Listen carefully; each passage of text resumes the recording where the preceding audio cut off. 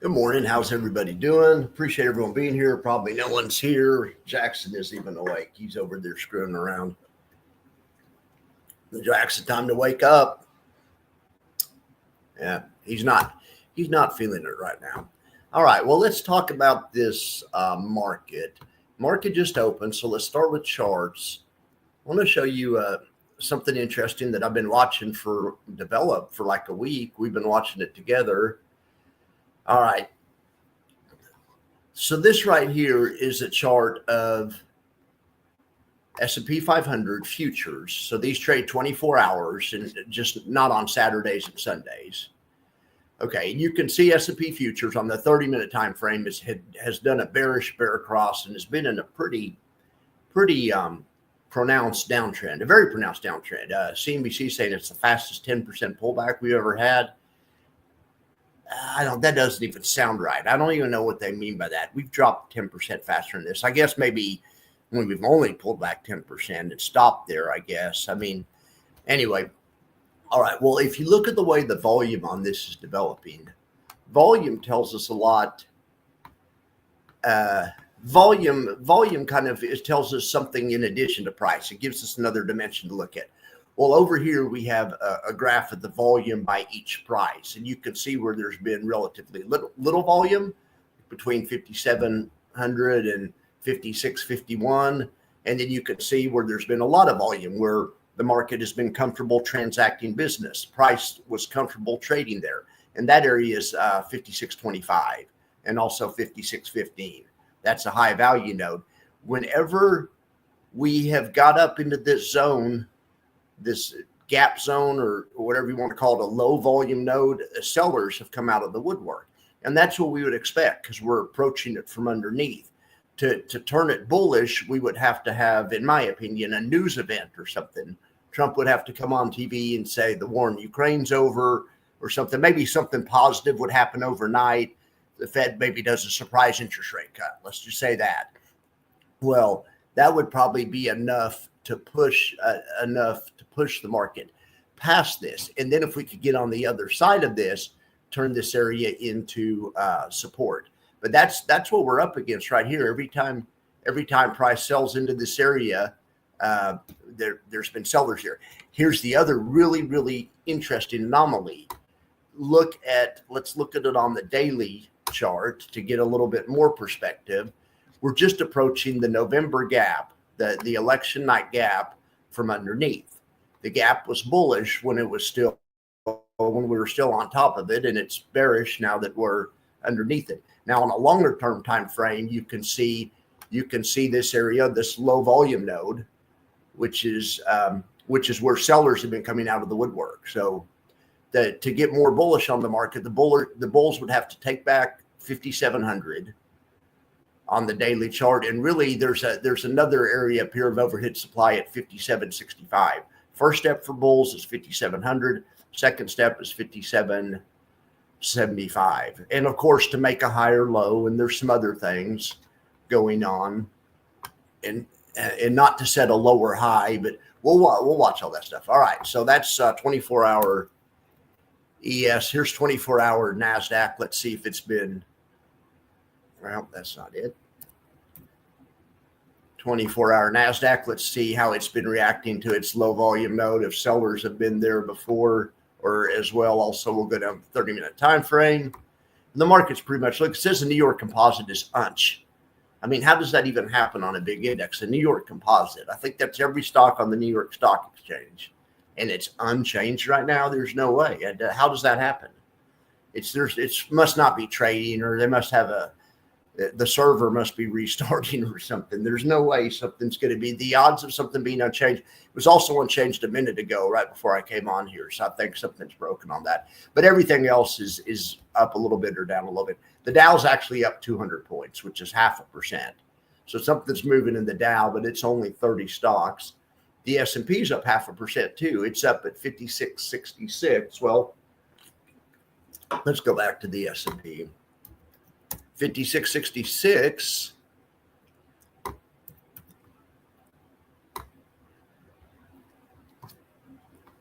Now the buyers are trying to get us through that area.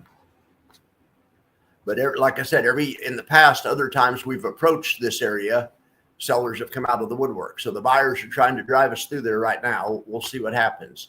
But in the good news, as far as reversing the flow of everything on this chart, which is the chart I trade, 30-minute time frame. I also trade the daily, but mainly this for option trades. We've bullish crossed. The moving averages are now sloping up, and the shorter term moving averages are now on top. So that's another good thing. If we could get through this election night gap and get on the other side of this and turn this into support, it would be a good thing. So that's what we have cut out for us. The bulls are trying to drive us through there right now. Okay, let's look at SPY. Same thing. I don't have the election gap on.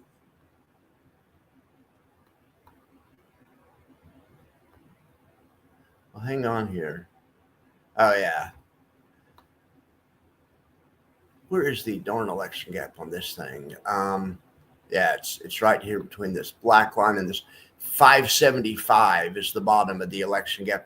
On the SPY, we're also approaching the bottom of the election gap, but we have further to go till we get there. That's weird because on the S&P 500 futures, how does that even happen?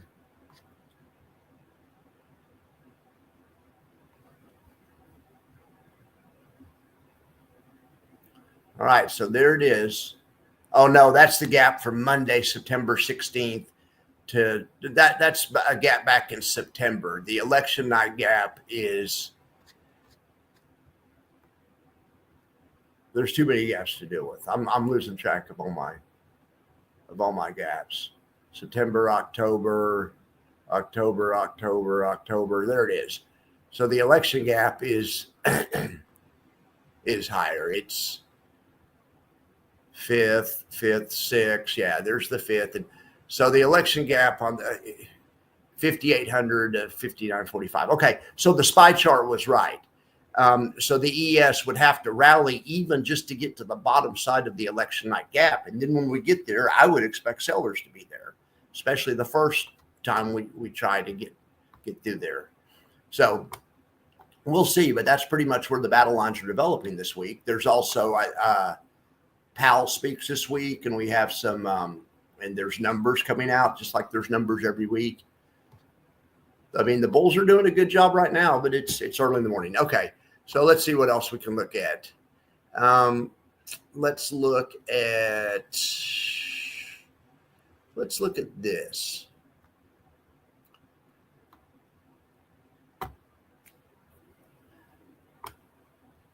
We're going to look at the buffer report and see what's going on. It's kind of early, but let's hit refresh once. Looks like the FIRE fund, FIRS, is killing it today, up 1.5. That's a fund of funds managed by the people over at Tidal, who are the people behind, part of the team behind YieldMax. Good job, FIRE funds. SVOL is up today, big. Well, that usually tells us the volatility is down big. But anyway, that's good because that's good news for the market. What else is up big? AIPI, SEPI, FEPI. Down big is YQQQ, down 80 basis points.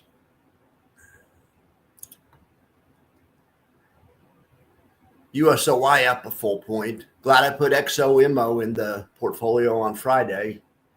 I sold some of the inverse fund and bought some XOMO. And that reminds me, we're going to talk about the max factor, and we're going to talk about that in a second.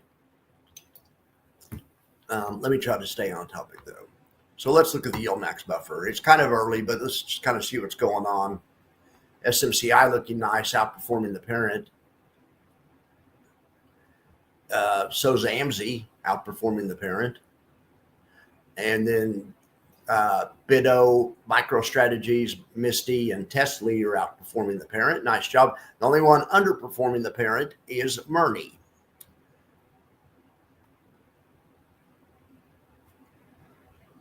Let's see how Alti started off. Average stock is up 1.5. Alti itself is up 0.7. The good stocks are Oklo. I saw this one, OKLO, on Friday. I saw that it was up big. And anyway, that's a nice job, guys. Having that one in the portfolio. Netflix recovering nice. Netflix is in Alti. It's kind of weird to think of Netflix being volatile enough. These stocks are usually more like more of a mess in Alti. You know, the higher volatility things like HIMS. You know, you aren't going to put HIMS in a blue chip portfolio. HIMS does not equal whatever AMD. Now, HIMS has been doing a heck of a lot better than AMD lately, but be that as it may. Anyway, nice job. All right. Now, LFGY also has riskier type funds, more like HIMS and OKLO. These are crypto related, DeFi, those kinds of things like Mara, things that the things that I've heard of, and I just know enough that I just know I don't know about them, like Mara, some kind of Bitcoin miner. I think it's like a smaller version of MicroStrategies or not a miner. I think they just own Bitcoin. I think it's a Bitcoin holding company. Anyway, I like the indexes, as you know. Indexes are for lazier investors. But anyway, stocks are interesting too. And plus, even an index trader, the indexes are made up of individual stocks. So a good index trader knows a lot about the individual stocks. That may be why I'm not the best index trader. Maybe I need to start specializing more in individual stocks. But anyway, all right. So there we have now. GPTY is more of like a blue chip, high yield, blue chipier type things. It has Marvell, Microsoft, Meta, Facebook, Intel, IBM. It has AMD. I mentioned it's not going to have HIMS in it. You aren't going to put HIMS in a portfolio like this, or CleanSpark. It's not going to be in a portfolio like this, but Apple and Qualcomm can be. And this is my favorite of the ones I talk about. I mean, I don't know. It's between this and Alti, but company wise, these are better companies. So, but of course, this is going to pay less yield because they're better companies. No getting away from the risk and reward equation. All right, so that's GPTY. All right, so now we've covered that. So what else was I going to show you guys? Okay, I've been working on I wrote a bunch of slides. I've been doing a lot of retirement simulator content. I have a new video coming out on. Now this looks pretty good. Look at that big green bar.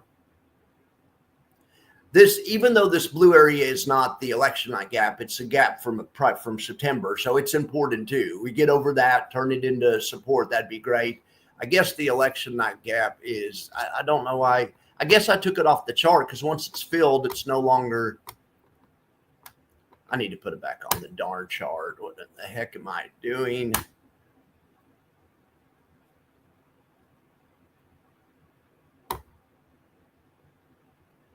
Gosh darn it. You got to be kidding me.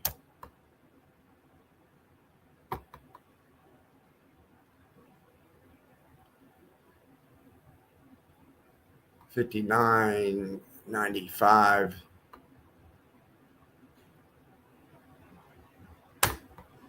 Gosh darn it. Come on.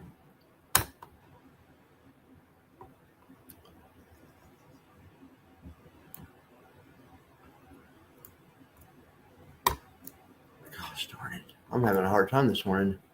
Well, I guess that's every morning. All right. So, but yeah, we have quite a ways to get to test the underside of this election night gap. I mean, we last week did some pretty bad technical damage. And that's when I saw that. That's why I reallocated.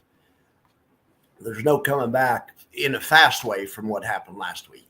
barring a tweet. All we need is a tweet saying that the tariffs are off or that the war's over in Ukraine or some combination of both. I mean, that's so, but until then, I think the Bears have the ball. All right. Well, so my retirement sim content. Okay, I'm going to record that as soon as I get off here. The newest scenario is a person that has 3.5 million, a couple that lives in a high tax area like New York or California with 3.5 million. So even though, yes, it's a lot of money, it's a nice amount of money, but it's in New York or California. It's not just like you're going to be, like you're going to have a vacation home at the beach or probably on that kind of money, maybe a smaller one, or maybe a vacation home at the lake or something. But in any event, be looking for that video. And then also I wanted to talk about, you guys know I love my metrics. So I was up late working on this. We've talked about the max factor a lot before. And the max factor, I just show you risk-adjusted reward of the high yield funds. But you can almost just look at the Sharpe ratio, or you can almost just look at the total return, and it's just as accurate. I mean, but so that's fine. But that is something. Risk-adjusted reward is something that I factor in when I'm looking at high yield funds. But the other thing that, regardless of all that, you need a darn stock that goes up. I mean, that's the other thing. If you could have good risk-adjusted reward, like, okay, I have this company InFly. It has great risk-adjusted reward. It's always at the top of the risk-adjusted reward list. And right now it's in the top 5 on momentum list. Like if I was doing my own Dorsey right, which I kind of did, it would have Zomo, a GDXY. But GDXY is not on this list because it's not yet a year old. If it were, it would be right between NFLY and MSTY. I've already looked this morning.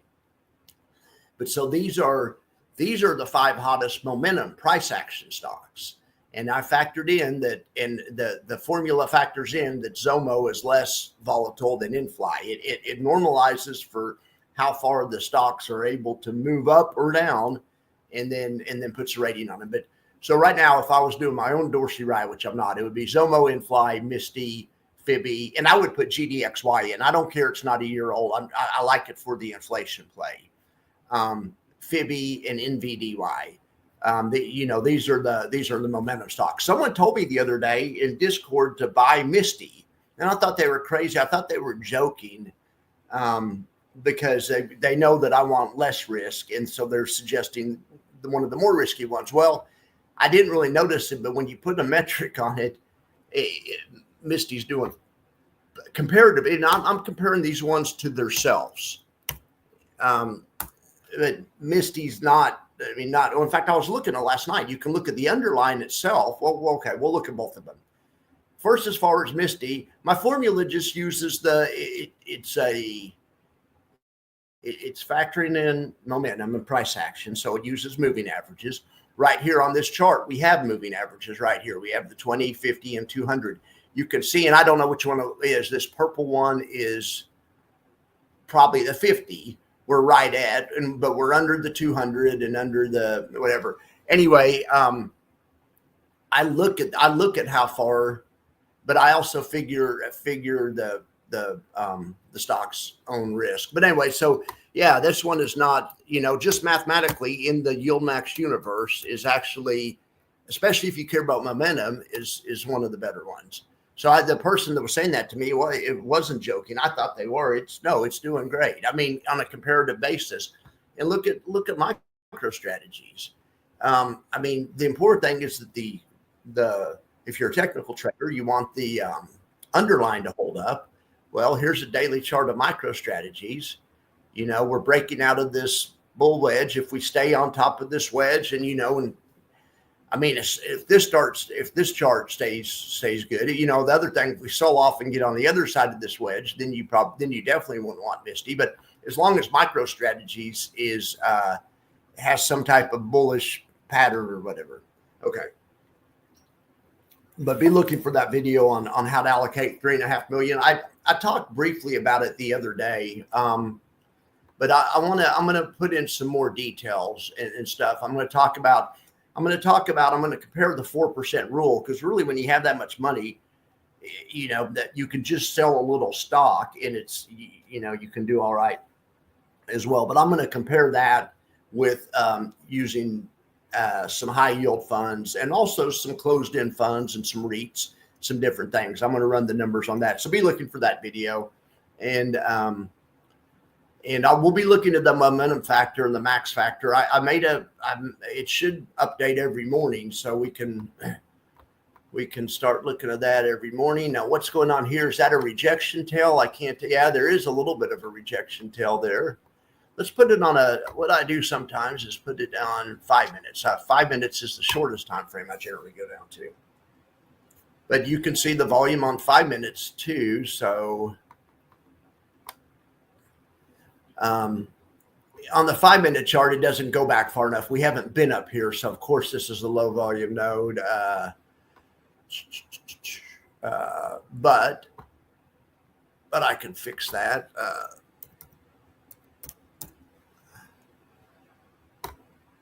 Let's get some more perspective on it. What happened? Anyway, I think it took it off the thing. Well, anyway, it's whatever. You guys can see it. That's the battlegrounds for this morning. We want to get on the other side of this gap from September 16th and turn it into support.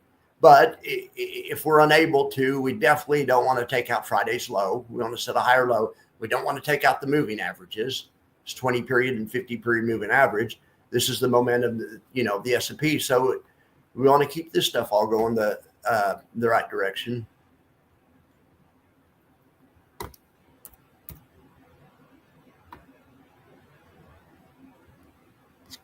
Here's a look at NASDAQ for comparison. Anyway, okay, so this screwed up something. It just goes back to 360 bars, but on a 5 minute chart, on a daily chart, 360 bars is a year's worth of action, but on a 5 minute chart, it's not as much. But even on this chart, you can see that even on this chart, it has an area where especially approach from the bottom, you would expect sellers there. But lots of times these nodes can build out. And that's the other thing. If the market keeps trading here, sometimes the node will build out and your node will kind of migrate up. And that's another thing that can happen. But volume tells you, volume gives you another dimension, and it makes in my opinion, it makes analyzing stocks easier or whatever. All right. So let's just see on my list what's up the most, down the most. Vivix is down the most. Okay, well, that's a good sign. Look at that. We love that. MicroStrategies is down the most today, down 4.2%.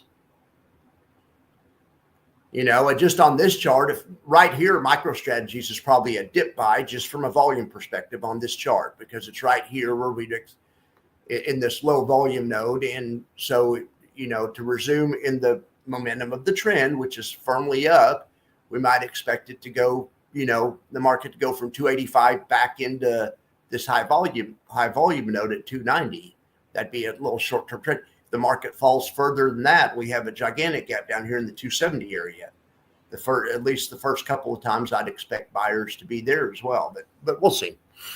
But the counter argument to that is if we give up the moving averages and we fall out of this balance at 290, which we've been trading in between, you know, 285 and 295, basically. We fall out of that balance. Eventually, we might look at 260, because that was a prior areas balance. You know, if this is a fake breakout, if we go up here, then we can kind of see exactly how it happens. Anyway, that's MicroStrategies. Okay, so here's VIX. This is volatility. This is also down a bunch. Great news for stocks. That means hedges are coming off, and there's less pressure on stocks from a hedging perspective. Now there's Misty. Now Misty itself is down 3%. Okay. Now here's Tesla. What is going on with Tesla? Let's look at Tesla's. So Tesla, just from a volume perspective, on a short term, this is a 5 minute chart. Let's go back to 30 minute. Why don't we?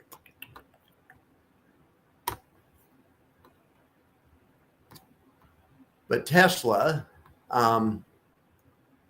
Tesla, just from a short-term perspective, it looks like the 250 or 260 area might be a sell. And then, if you think it's going to make if you're a trend player, you look at the trend still firmly down. The shorter term moving average has at least turned green because it's sloping up. Long term moving average is still sloping down, and the price is still under it. So, but on a short-term basis, somebody could buy a put if it was traded up in this area, and then if they are bearish on Tesla, and then maybe sell it if it makes a new low or challenges the old low or something. That's the trade I see in Tesla. But the bulls are going to want to turn this area into support, and also they're going to need to take back the 200 period moving average. All right, so Tesla, Tesla is definitely not going to make the list of the max momentum factor, the MMF or whatever that we were just looking at. In fact, let's look at that. Let's just look at that. Where was that darn thing? Okay. All right, so let's go from at the bottom, the worst momentum. Sky, AMD. Man, AMD's a dog. I should have had this metric last quarter, and I should have got out of AMD sooner. I don't know what I was thinking.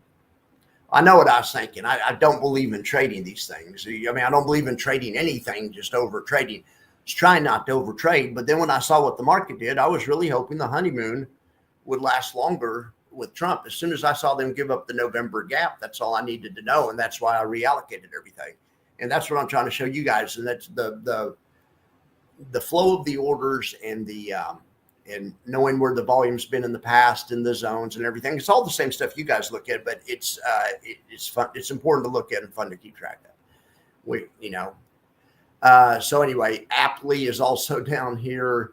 PyPy. I thought Aptly was doing better, but not on a mathematical basis anyway. PyPy, JPMO, AMZ, GUI, Tesla, MSFY, Coney, OARC, NVDY, Fibby, Misty, Inflight. That, like I said, that's not all of them, but those are only the ones that have been out a year.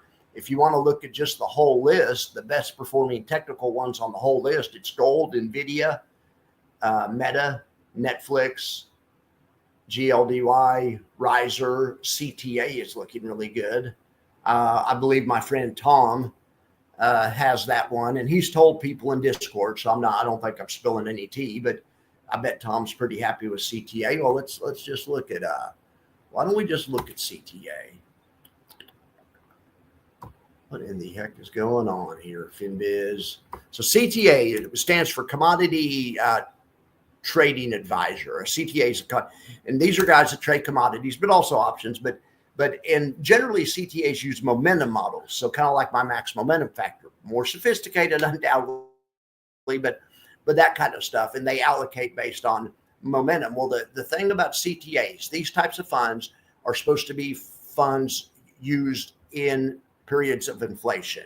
And I bet you that's why Tom's in it, or periods where you anticipate that inflation might be moving up. Well, yeah, but it's doing well. And just on a momentum basis, you can see it's over its 200 period moving average, over its 50 period moving average. And, it's right at its shorter term moving average.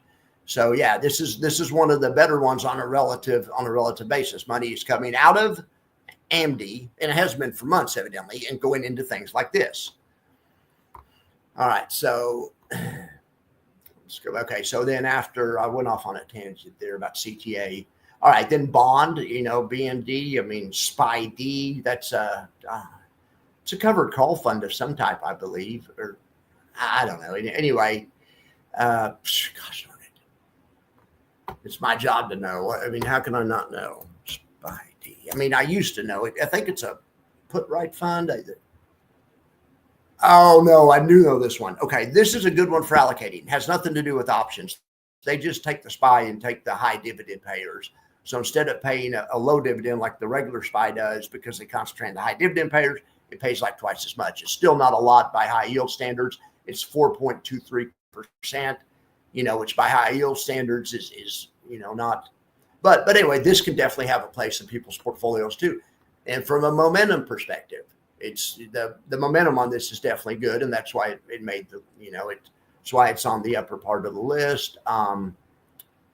SPID, but also Tesla. And I couldn't believe, I thought my metric was broken because I was thinking Tesla's been doing bad lately, but it has been doing bad, but not as bad as some of these other underlines, just on a relative basis. So it is well under its short-term moving averages, but not too far under its longer-term moving averages. Anyway, compared to some of the other ones, it's not as bad. So then we have SCHD, TLT, BNDI, NFLP, MicroStrategies, high yield corporates, HYG, Zomo. See, Zomo is the highest rated of the YieldMax ones because what does YieldMax do? Well, YieldMax, they pay a higher yield. And what causes the depletion, literally causes the depletion, is the yield. So the ones that pay a higher yield generally deplete more. Well, so of course the YieldMax ones are going to be under ones that don't even pay a yield, like Netflix or Meta. So anyway, so that would make sense. But out of the YieldMax, in the YieldMax universe, Zomo was number one, Misty was number two, GDXY would have been right there, but it doesn't hit its year anniversary for a few more months till May, I think. Devo's one that I was talking about. Somebody in Discord was saying you don't mention Devo enough. It's a good one, has a good record. It does. Let's look at Devo real quick.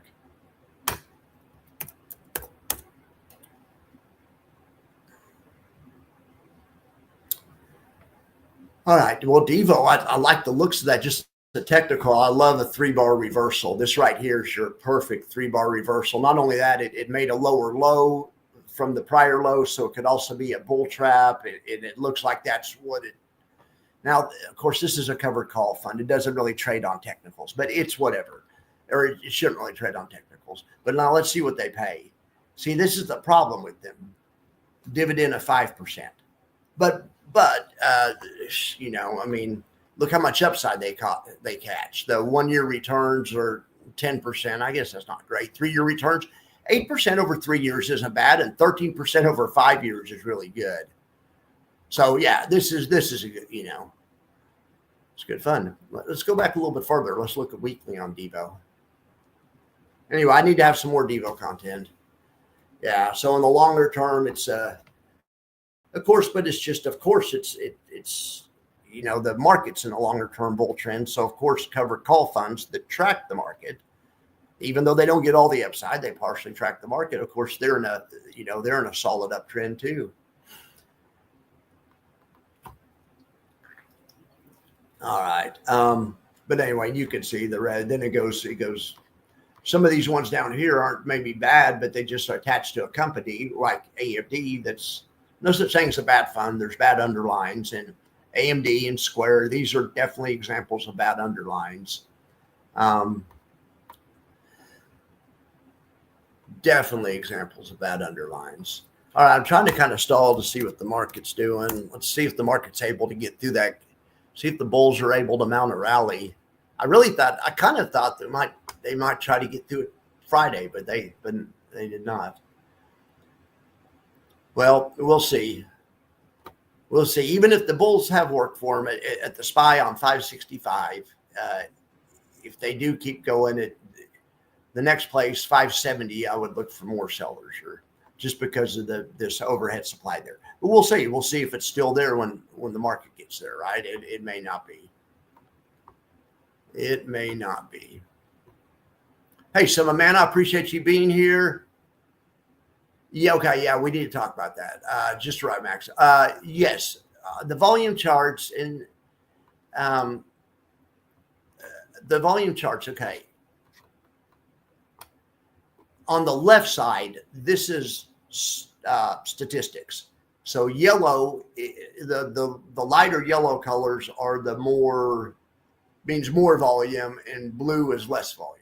So you're on the left side, your yellows where the high volume is, blues where the low volume. On the right side, they show you kind of behind the scenes, and on the right side, you can see, like for instance, right here, Yesterday it was, you have to follow these every day, but the other day it was solid red all the way down here.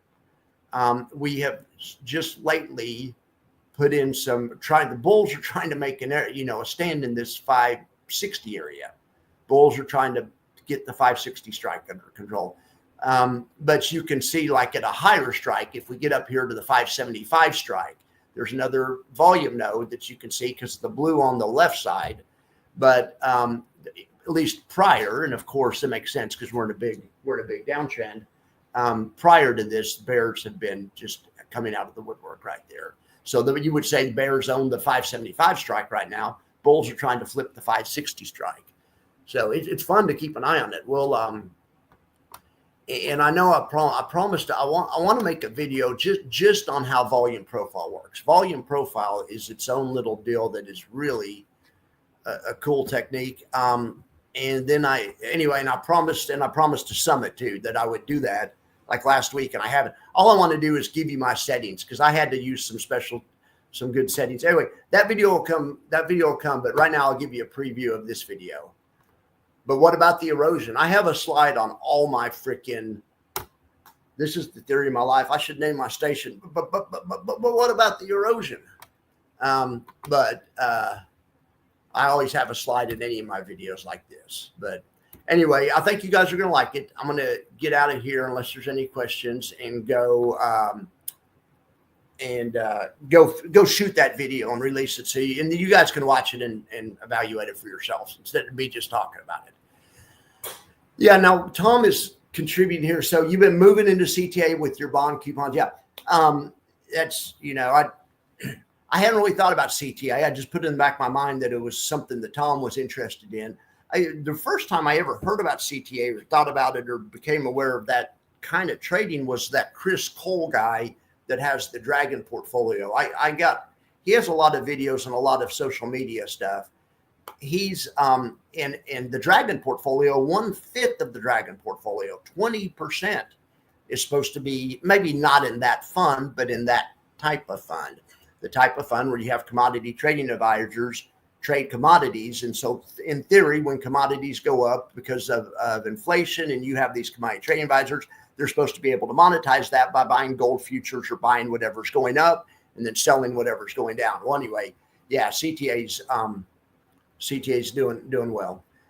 All right. Well, yeah, Thomas, thanks for being here. Dan, thanks for being. Oh yeah, St. Patty's Day. Oh my gosh, I think St. Patty's Day is for the amateur Irish people, but I think amateurs just in general is New Year's Eve is amateur's hour. But yes, the same thing. St. Patrick's Day. My daughter was in town. I told you guys about this a million times, but we went to get coffee yesterday morning. This cool bar on Lake, not really a bar, a coffee shop on Lake Austin called Mozart's. It's really, people love it. But anyway, they were having St. Patty's celebrations, and there was people there like dressed up at St. Patty's stuff. And I saw a couple of green tongues. I don't know in Austin, they probably have some bars that have green beer. Where I grew up, that place was called O'Connell's. You wanted to go to O'Connell's. But, since I came to Austin, I haven't been drinking. But I bet they have a couple of good Irish pubs down here. What do you guys want to bet? Okay. Yeah. Summer Man, I'm going to make a video for everybody, but I'm glad that you're interested in Summer Man, and I'll explain those volume things better in its own video. All right, guys. Well, I appreciate it. I'm going to get out of here and let you guys, I'm going to get out of here and I'm going to go shoot this video. High yield allocation strategies for $3.5 million. All right. I appreciate you guys. Have a good day.